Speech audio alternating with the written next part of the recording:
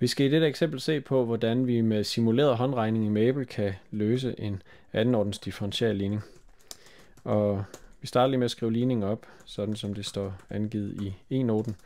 Og der står t,t, når man skal angive den anden afledet. Jeg vil lige gøre det lidt anderledes. Skriver t$2. Det betyder også den anden afledet, og dernæst så fortsætter jeg bare med den første afledet. Så det kommer her. Således, og det er jo en homogen ligning, så den har et 0 på højre siden. Det som sætning S942 siger, er, at når vi har en homogen differentialligning på den her form, sådan som vi jo lige har skrevet den op, så har den noget, der kaldes karakterligningen. Den ser sådan her ud, og den skriver vi lige op og løser, så vi finder ud af, hvad lambda 1 og 2 er. Og vi skriver karakterligningen her. Lambda i anden. Og så skal vi lige finde koefficienten til første ordensled. Det er jo minus 4.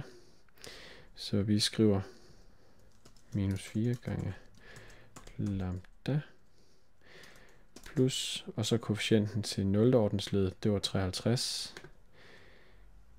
Har vi der. Skriver lige med 0. Og så løser vi lige den. Og vi får altså et komplekst rodepar ud. De er komplekst konjugeret, og går vi over og ser i sætningen, så er det vi får at vide, når vi har sådan en komplekst rodepar, at løsningen den ser sådan her ud. Læg mærke til, at det her det er en linear kombination af to løsninger, så det er også den måde, vi vil tilgå det på her, nemlig ved at gå ind og specificere x1 og x2. Så den ene løsning, x1, er lige med. Her der tager vi, det er jo alfa, som vi har her, 2t gange med, og så var det først cosinus til, og her der tager vi så beta, 7t.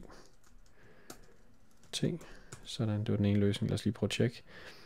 Altså, alfa plus minus beta, så vi har e opløftet i 2t gange med cosinus til 7t. Og nu gør vi det samme bare med sinus. Så den har vi der. Og så kopierer jeg lige den her ned, retter det til x2, og så skriver vi lige sinus her i stedet for. Så det var x1 og x2. Og den fuldstændige løsning, det er jo en linear kombination af de to. Så den kalder vi x af t, og det bliver så en konstant c1 gange med vores funktion x1 af t, plus og så konstanten c2 gange med funktionen x2 af t således. Det vil sige, at den totale løsning ser sådan her ud.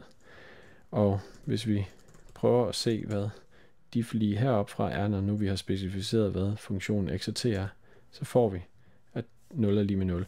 Altså, når vores løsning, fuldstændig løsning bliver indsat heroppe, så stemmer pengene.